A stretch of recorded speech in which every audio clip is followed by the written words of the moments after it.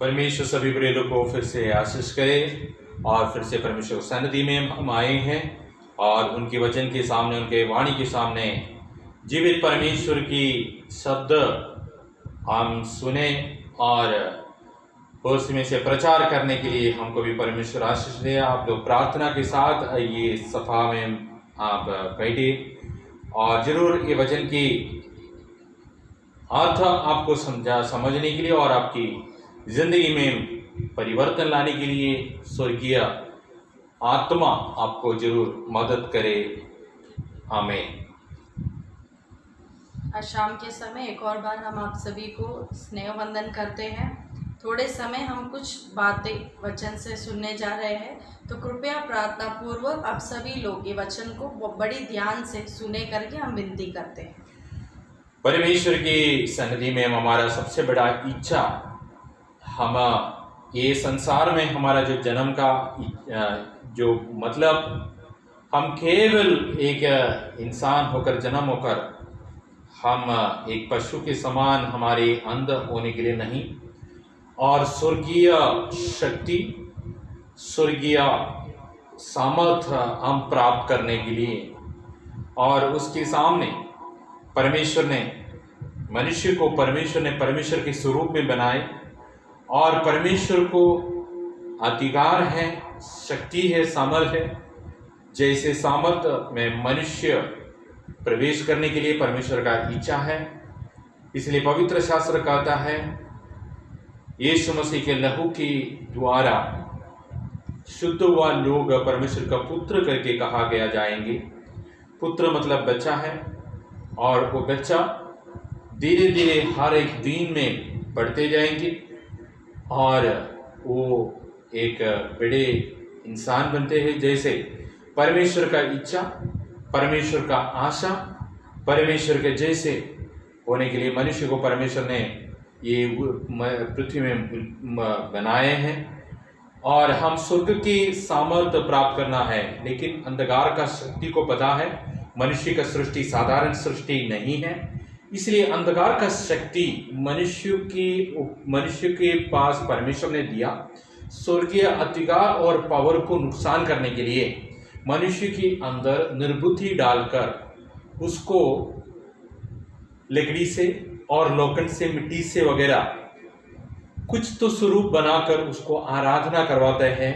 वो आराधना में ये संसार का शक्ति निवास करते हैं और मनुष्य को उनकी बुद्धि को निर्बल करके, निर्बुद्धिमान कर और ये सामर्थ्य है, ये जो शक्ति है, ये आकाश में रहते हैं अंधकार का शक्ति मनुष्य को धन दौलत देते हैं। मनुष्य को लगता है सच में मेरे को परमेश्वर ने आशीष किया है। ये एक सोच में मनुष्य फिर से, और इस प्रकार जो मूर्ति के सामने जाकर सिर झुकाकर जो सच में परमेश्वर ने जो देना चाहते हैं स्वर्गीय शक्ति और सामर्थ्य और कृपा से, उसको हल्का होकर उससे वो सामर्थ्य से बाहर आकर केवल मनुष्य जानवर के जैसे बन जाते हैं। और जैसे बनना है ये संसार का दुष्ट शक्ति का इच्छा है। हम यहाँ पे ये सुन रहे थे कि परमेश्वर की इच्छा क्या है हमारे ऊपर। परमेश्वर ये चाहता है कि हम भी, यीशु मसीह इस पृथ्वी में थे तभी कहा जो कुछ मैं यहाँ पर कर रहा हूँ उससे अधिक आप लोग भी करेंगे। तो हम मसीह में बढ़ना है या परमेश्वर के समान हम भी बनना है। हमारे अंदर की जो कमियां हैं उसको दूर कर परमेश्वर की शक्ति और सामर्थ्य में आगे बढ़ना है। लेकिन ये हम में से कई लोग नहीं जानते, लेकिन इस पृथ्वी में एक अंधकार शक्ति है जो इन सारे बातों को अच्छी तरह से जानता है कि मनुष्य यदि परमेश्वर के समान उसकी आज्ञा पालन करके चलेंगे तो ये भी उनके समान बन जाएंगे। तो वो ये नहीं चाहता है, इसलिए कई बार हमारा जो दृष्टि या हमारी नज़रिया जीवित परमेश्वर की ओर से हटाकर कोई भी जो लोखंड या मिट्टी या कोई चीज़ से बनी हुई मूर्ति जो देख नहीं सकता, जो हमारी आवाज़ सुन नहीं सकता, ऐसी सारी चीज़ों के ऊपर हमारे ध्यान लगा देता है कि ये परमेश्वर है, इसकी पूजा या आराधना करो। लेकिन ऐसे करने की वजह से मनुष्य का जो परमेश्वर के साथ जो संबंध है या जीवित परमेश्वर जिसको आज तक किसी ने देखा नहीं है, जो अदृश्य में है, उसकी ओर अपनी नज़र उठाना वो भूल जाता है, और उसकी वजह से वो परमेश्वर क्या चाहता है या परमेश्वर के समान इंसान बनने की जगह पर हम किसी मूर्ख या किसी जानवर के समान में हमारा स्वभाव दिन पे दिन बदलते जाता है।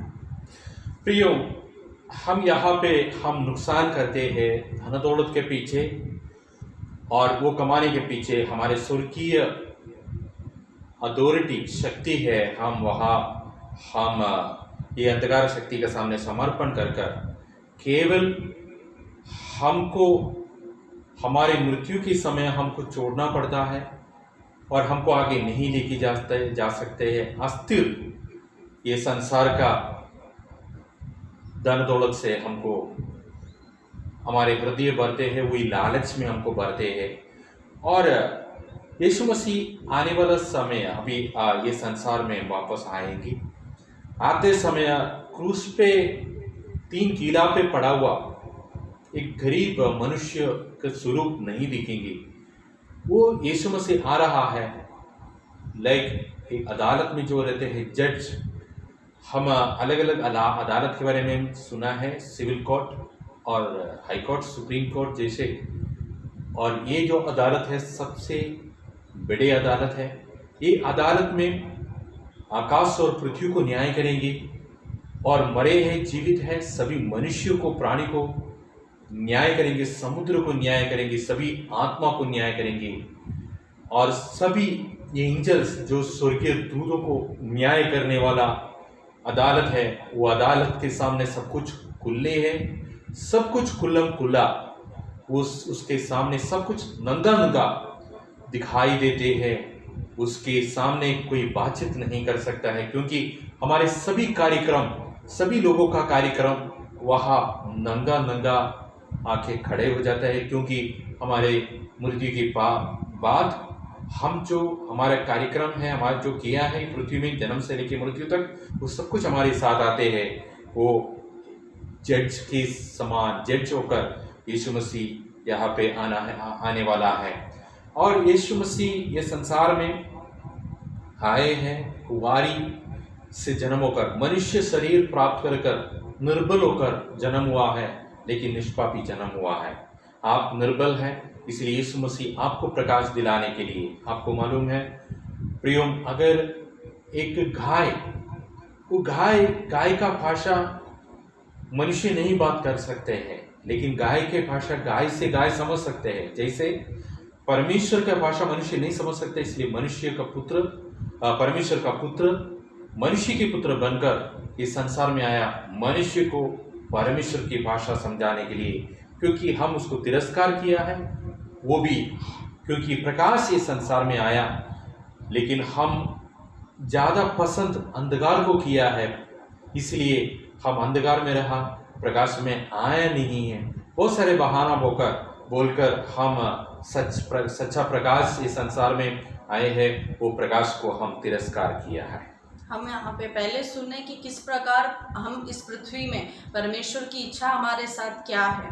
उसके बाद हम सुन रहे थे कि यीशु मसीह दोबारा आने वाला है। वो किस प्रकार वो राजा बनकर आने वाला, जिस प्रकार एक राजा अपनी प्रजा का न्याय को पालन करता है, या जिसको अधर्म या धर्म का जो अलगाव वहाँ पर बताता है, उसी प्रकार हमारा जो न्याय पालन करने के लिए, सही या गलत जिन्होंने जिस प्रकार किया है उस प्रकार हमारा न्याय करने के लिए वो एक राजा बनकर दोबारा आने वाला है। तो उस आगमन से पहले जिस तरह यीशु मसीह पहले आए थे, तो 3 कीलों पर जिस प्रकार उसका क्रूस हुआ था, उस रूप में नहीं बल्कि बहुत तेजों में और बहुत शक्ति के साथ में वो आने वाले हैं। और उसकी आगमन के लिए हम सारे मानव जाति तैयार होना बहुत ज़रूरी है। इसके लिए ये वचन के द्वारा हम वही चीज़ की और उसके दूसरे आगमन की ओर हम अपने आप को किस तरह तैयार कर सकते हैं या क्या होने वाला है, हम आपको बताना चाहते हैं।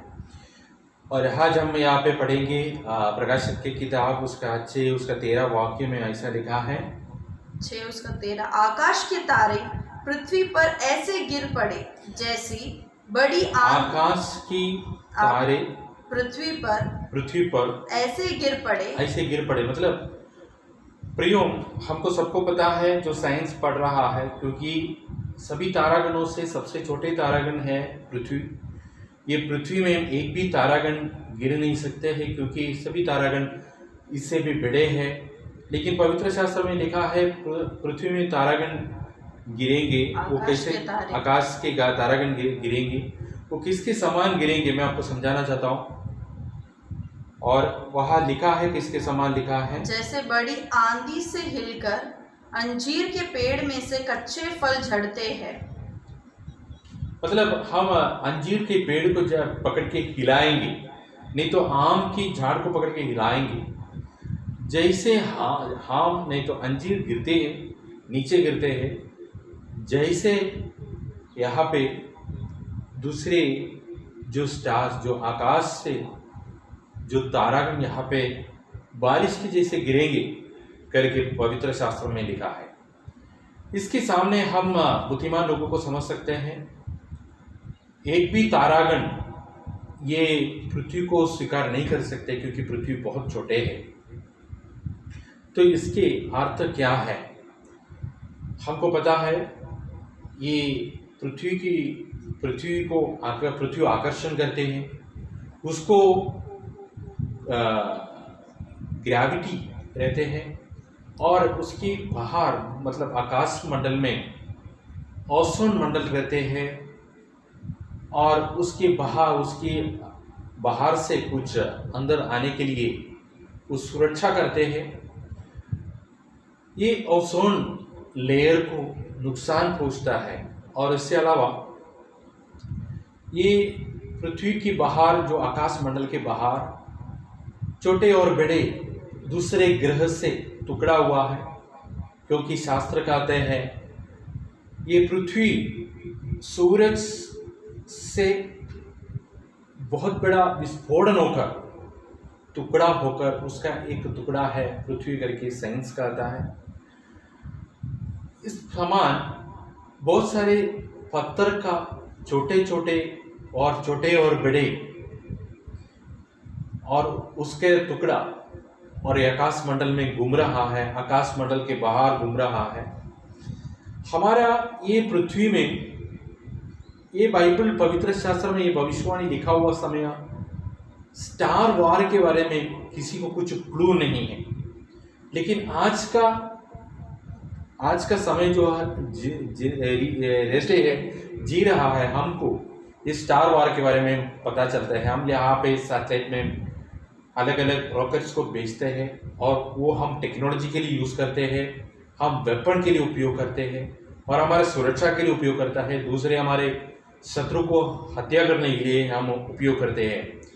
ये जो स्टार वार जो होते हैं, और हम जो अलग ग्रह में जाके हमारा हथियार हम टेस्ट करते हैं, नहीं तो दूसरे राज्य के सामने उपयोग करते हैं, उसकी वजह से ये जो अलग अलग ग्रह उसकी रास्ते में घूमते हैं, उसकी मार्ग में घूमता है, वहाँ से हिल सकता है, उधर बहुत बड़े विस्फोटन हो सकता है, और उसमें से छोटे छोटे पत्थर और उसके लक्ष्य बदलकर पृथ्वी में आके बारिश के समान, जो पत्थर की बारिश के समान गिरने के चांसेस है।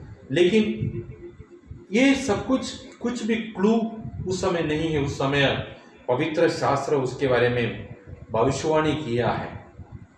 यहाँ पे जो हम पढ़ रहे थे उसका 13 वाक्य में वो ये कि आकाश के तारे पृथ्वी पर ऐसे गिर पड़ेंगे जैसी बड़ी आंधी से हिलकर अंजीर के पेड़ में से कच्चे फल झड़ते हैं। तो यहाँ पर कुछ जो साइंटिफिक रीति से हमारे पृथ्वी के बारे में आपको समझा रहे थे कि किस प्रकार ये होने का संभावना है। पर इसमें मुख्य बात ये है कि जब ये वचन लिखा गया था 2020 या बहुत साल पहले जब ये वचन यहाँ पे लिखा गया था, उस समय इसके बारे में कुछ ये लिखा हुआ जो यूहन्ना है ये कुछ जानकर नहीं लिखा, लेकिन पवित्र आत्मा में परिपूर्ण होकर परमेश्वर ने जो बताया वो शब्द यहाँ पर लिखे हैं। तो आज के बच्चों को भी अगर पूछेंगे तो स्टार वार के बारे में हम समझ सकते हैं, कई मूवियाँ निकली है और बहुत सारे जो साइंटिस्ट लोग उसके बारे में जो है परीक्षण कर रहे हैं। तो ये जो है आने वाले दिनों में हो सकता है करके अभी हम विश्वास करते हैं, लेकिन ये कई साल पहले पवित्र शास्त्र में लिखा गया है कि अंतिम दिनों में जब यीशु मसीह के दूसरे आगमन के समय ये सब होने वाला है। लेकिन इसके सामने दूसरे भी एक बात है, आकाश में जो निवास करते हैं जो दुष्ट शक्ति वहाँ निवास करते हैं, ये संसार में मनुष्य की बुद्धि को बंद करते हैं, उसके बारे में हम पढ़ेंगे। दूसरे कोरिन्थ 4 अध्याय उसका 4वां वाक्य हम पढ़ेंगे। उसमें क्लियरली लिखा है ये संसार का मनुष्य को निर्बुद्धि बनाने वाला, क्योंकि स्वर्ग में विराज करने वाला जीवित परमेश्वर को आराधना ना करे और हम केवल इस संसार में हम ये पृथ्वी में रहते हैं। उस समय हमारे आंखों को जो आकर्षण होता है सोना चांदी और जैसे वस्तु के ऊपर आकर्षण होकर हम दूसरे मनुष्य को तिरस्कार कर हमारे भाई बहन को तिरस्कार करके हम जीवित परमेश्वर को तिरस्कार करके हम उसके ऊपर जो धन दौलत के ऊपर हमारे प्रेम हो जाता है, हम लालच होता है, हमारे आंख अंदर की आंख बंद हो जाता है, परमेश्वर की तरफ से हम आता नहीं है। इसके सामने जो आकाश में जो रहते हैं दुष्ट सेना वो भी पृथ्वी में गिरेंगे, वो भी उसकी अर्थ है। और जैसे पत्थर और पहाड़ से जो बड़ा तूफान होते हैं उस समय बड़े बड़े पत्थर आकाश मंडल के बाहर से और पृथ्वी के अंदर प्रवेश करेंगे, पृथ्वी में गिरेंगे और जो पत्थर के जो बारिश की जैसे बहुत बड़े तूफान की चांसेस ये दिखाई देते हैं। ये सब भविष्यवाणी है। और आकाश का जो शक्ति है दुष्ट शक्ति है वो गिरेगा पृथ्वी में, उसका शक्ति निकल जाएगा, खत्म हो जाएगा और उसका समय खत्म हो गया, वो गिरेगा। वो भी उसको वो दिखाई देता है। उस दूसरे कोरिन्थ में पढ़ते हैं 4 अध्याय 4वां वाक्य में, उसका 4था वाक्य में लिखा है, ये उन अविश्वासियों के लिए पड़ा है जिनकी बुद्धि को इस संसार के ईश्वर ने अंधा कर दिया है, ताकि मसीहा जो परमेश्वर का प्रतिरूप है उसके तेजोमय सुसमाचार का प्रकाश उन पर ना चमके। हम ये संसार के ज्ञान के ऊपर हम आश्रय करते हैं। ये संसार के ज्ञान के ऊपर हम आश्रय करते हुए समय ये संसार के परमेश्वर, ये संसार का गॉड, संसार का जो शक्ति, संसार का ईश्वर, ये संसार के ईश्वर हमको बुद्धि देते हैं। इस संसार में हम कैसे रह सकता है, इस संसार में कितनी भी बुद्धिमान होकर हम रहेंगे, ये संसार में हम समाप्त होंगे। वही बुद्धि वो देंगे, क्योंकि उसको पता है हम अगर परमेश्वर से हम बुद्धि प्राप्त करेंगे, क्योंकि हम आने वाले समय में हमारे मृत्यु के बाद के जो समय है हमारे ऊपर जो राज करते हैं दुष्ट शक्ति के ऊपर हमको अधिकार देते हैं, लेकिन उसके ऊपर उसको जलन होकर उसने हमको गुलाम करते हैं, उसके अधीन करते हैं, ये संसार का ईश्वर का अधीन करते हैं। और हमारे लिए जो परमेश्वर, जो स्वर्गीय पिता हमारे लिए जो तैयार किया है, स्वर्ग की रोशनी हमारे ऊपर प्रकाश नहीं होने के लिए ये संसार का ईश्वर ये संसार की लोगों का आंखों को अंधा कर देते हैं। तो अंधा कर देने के बाद इन लोगों को लगते है यीशु मसीह एक कहानी है, वो भी शायद एक अवतार रहेंगे, और नहीं तो एक कहानी रहेंगे, नहीं तो वो भी एक धर्म है हमारे जैसे। क्यों हम एक धर्म छोड़ के दूसरे धर्म में जाना है? इस प्रकार हमारे बुद्धि को अंधे कर देते हैं। तो यहाँ पे हम इस प्रकार पढ़ रहे थे कि किस प्रकार इस संसार का जो अंधकार शक्ति मानव जाति या मनुष्य के जीवन में किस प्रकार वो कार्य करता है। तो उसमें जिस प्रकार आपको समझा रहे थे कि कई बार हम कहीं लोगों को जब ये पवित्र शास्त्र से कुछ बातें सुसमाचार या अनंत जीवन के बारे में या स्वर्ग राज के बारे में जब बताना चाहते हैं तो लोगों के मन में कई प्रकार की शंकाएं होती है, जैसे क्यों हम ये विश्वास करें, क्या ये सच है क्या, या फिर बताया जैसे ये कोई धर्म का रास्ता है क्या। तो हमने पहले ही बताया ये कोई धर्म का मार्ग नहीं है बल्कि ये जीवन का रास्ता है।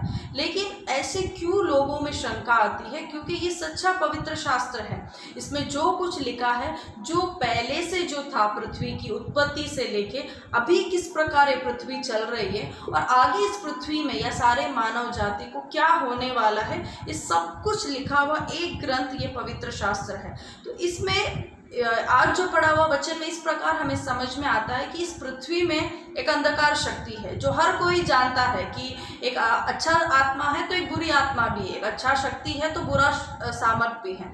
तो ये जो अंधकार शक्ति है वो प्रकाश की शक्ति को या ज्योति को लोगों को पूरी रीति से समझने नहीं देता। क्यों नहीं समझने देता है? क्योंकि उसको पता है अंत में पृथ्वी के बाद यदि हम प्रकाश में चलेंगे या प्रकाश का जो सुसमाचार जो सुनाते हैं उस प्रकार ये लोग चलेंगे तो इनका निवास या इनका जो प्राण का जो वास है या मोक्ष है वो स्वर्ग में होगा।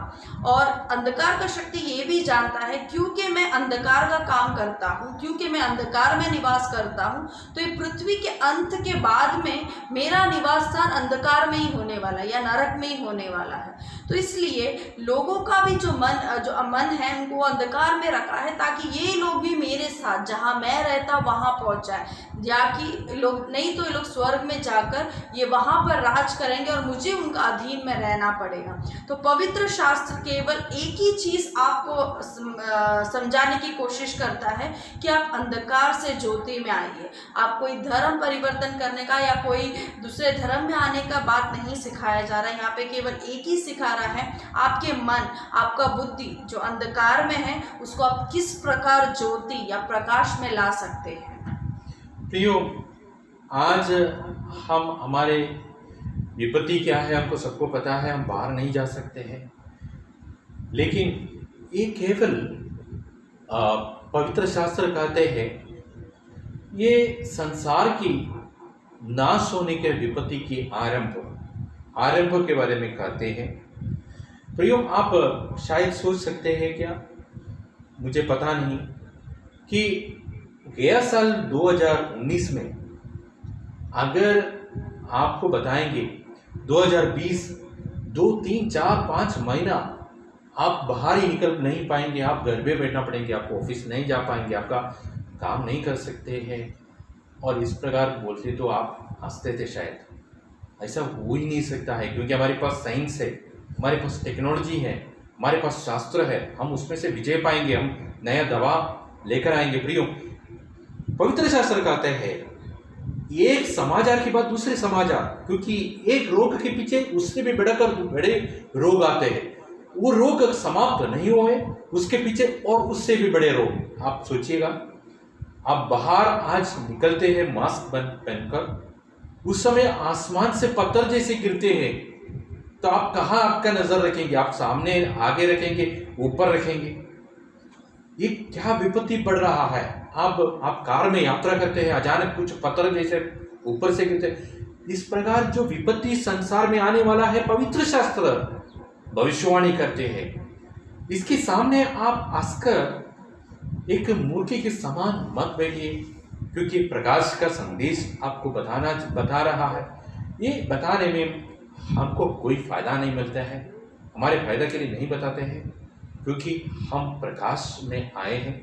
वो प्रकाश में हम निवास करता हूँ, हमारे दोस्तों को, हमारे भाई को, हमारे भाई और बहनों को ये प्रकाश में लाने का संदेश देने का काम हमारा है। आप स्वीकार करें ना करें वो आपके ऊपर है, लेकिन हम बताएंगे। और स्वीकार करने का काम आपका है, तिरस्कार करने का काम भी आपके हैं। और कहीं सुनिए प्रियो, आज सब घर पे बच्चे से लेके बड़े लोग, सभी लोग ऑनलाइन में बैठे हैं, ऑनलाइन में काम करते हैं।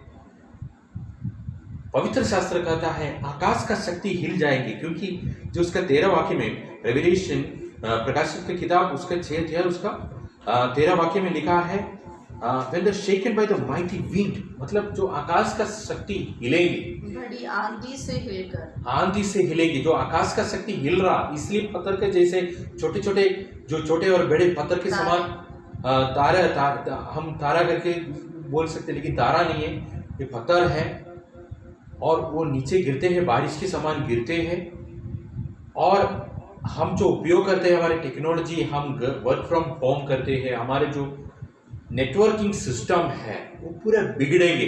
तो आप घर से बाहर निकलेगा रोग और हत्यार और अकाल, और ऊपर से जो पत्थर जैसा आसमान से गिरते हैं, और आप घर का अंदर बैठेंगे तो आपके पास नेटवर्क नहीं है, आप आपके दोस्तों को, नहीं तो आपके भाई को, आप नहीं तो आपका पापा मम्मी दूर है, तो लोग से फ़ोन करके नहीं पूछ सकता है आप कैसे हैं, क्योंकि वो लोग आपको भी कम्युनिकेट नहीं कर पा रहा है, क्योंकि सैटेलाइट सिस्टम, जो आकाश का शक्ति हिलने की वजह से सैटेलाइट सिस्टम फेल होगा, तो ऐसे एक समस्या आपके सामने आएगा तो आप कैसे सहन करेगा, आप सोचिए। और कोई भी कम्युनिकेट नहीं कर सकता है, कोई मोबाइल में और ईमेल के द्वारा और फेसबुक के द्वारा हम कम्युनिकेट नहीं कर पा रहा है।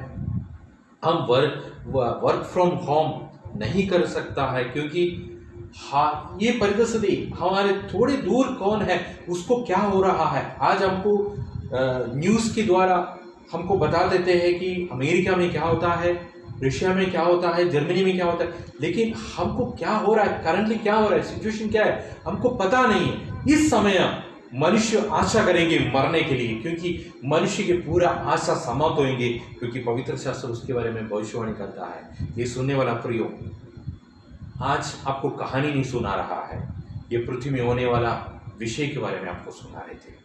हम यहाँ पर जो बताने वाले विषय कि अंतिम दिनों में पृथ्वी पर किस प्रकार की उपद्रव या पीड़ाएं आने वाली है, उसके बारे में आपको समझा रहे थे। तो ये सुनते समय आपके मन में दो विचार आ सकता है, एक कि अच्छा ऐसे कुछ इतना बुरी घटनाएं होने वाली है, इस प्रकार का भय अंदर बैठ सकता है, या दूसरी तरफ आपके अंदर एक आशा आ सकती है। तो आशा आने का जो रास्ता है वो पवित्र शास्त्र से ही मिलता है, क्योंकि पवित्र शास्त्र में लिखा है कि यीशु दोबारा आने वाला है, वो हमें लेकर, उनके साथ लेकर जाने वाला है। तो यदि हम ये पृथ्वी के ऊपर हमारी आशा रखेंगे तो हमारे दिल में ज़रूर घबराहट होगी। अभी हमने सुना उस प्रकार, जिस प्रकार जब सैटेलाइट पूरी तरह नष्ट हो जाएगा, यदि हमारे पास मोबाइल या किसी तरह का जो कम्युनिकेशन, बातचीत करने का नहीं रहेगा, तो यदि हमारा भरोसा हमारे मोबाइल के ऊपर या हमारे धन संपत्ति के ऊपर या हमारे माता पिता, भाई बहन या दोस्तों के ऊपर, ये पृथ्वी के किसी भी चीज़ के ऊपर हम भरोसा करके हमारा दिन बिता रहे हैं, हमारे बच्चों के ऊपर भरोसा करके हम अपना दिन बिता रहे हैं, तो ये सब होने के समय या ऐसी खबरें या वचन सुनने के समय हमारे मन के अंदर एक डर उत्पन्न होता है या पैदा होता है। लेकिन यदि हमारा भरोसा हम स्वर्ग की ओर रखते, अनंत काल जीवन की ओर रखकर चलते हैं, तो इस पृथ्वी पे चाहे कुछ भी हो जाए, हमारे अंदर एक विश्वास रहती है, एक आशा रहती है कि मेरा प्राण जो है वो अधोलोक में या नरक की ओर नहीं जाएगा, बल्कि वो मोक्ष में जाएगा या अनंत काल जीवन में जाएगा। तो पृथ्वी में कुछ भी हो जाए, इससे हम चंचल नहीं होंगे, निराश नहीं होंगे। तो आज हम आपसे यही कहना चाहते हैं कि आपका मन पृथ्वी की चीज़ों के ऊपर लगाकर आप ना चलें।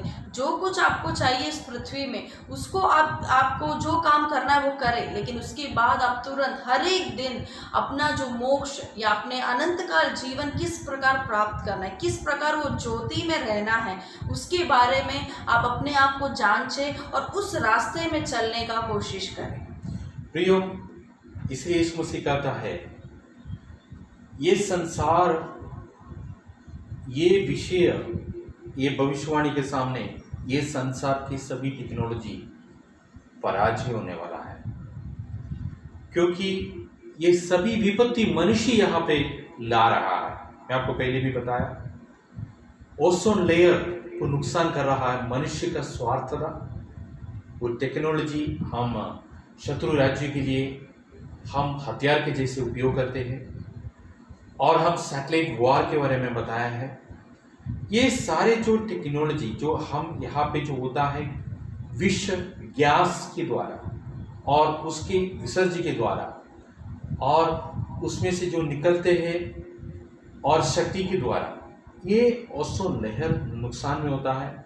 और सभी तारागण का जो मार्ग में है, क्योंकि केवल पृथ्वी का नहीं है, पृथ्वी के अलावा छोटे बड़े सभी तारागण का जो मार्ग है, वो मार्ग को वहाँ नुकसान पहुँचाता है। उसके वजह से वो लोग वहाँ हिलना शुरू होता है, उसके मार्ग से वो अलग अलग प्रकार, अलग अलग शक्ति, उसका जो शक्ति है, उसका जो विपत्ति है, पृथ्वी में मनुष्य और प्राणी के ऊपर इफेक्ट होता है। ये सब है मनुष्य ने उसकी जो मूर्खता में बनाते हैं, एक से ज़्यादा एक मनुष्य को कितने भी मिलेगा तो उसका स्वार्थ समाप्त नहीं होता है। कितने भी धन दौलत कमाएंगे उतना उसको तृप्ति नहीं होता है, उसको और कमाने का है। ये स्वार्थता की वजह से मनुष्य पृथ्वी को नाश करेंगे और आकाश मंडल को नाश करेंगे। केवल उतना नहीं है, आकाश मंडल के बाहर जो दूसरे ग्रह है उसको भी नुकसान करेंगे प्रियो। इसलिए यीशु मसीह कहता है रक्षा का मार्ग एक ही है। यीशु मसीह कहता है मैं है रक्षा का मार्ग। यीशु कहता है तुमको रक्षा चाहिए, मेरे पास आओ, मेरा पास है मार्ग, आपको मोक्ष का मार्ग। ये बात बोलकर मैं यहाँ पे समाप्त करना चाहता हूँ। परमेश्वर सभी प्रिय लोगों को आशीष करें।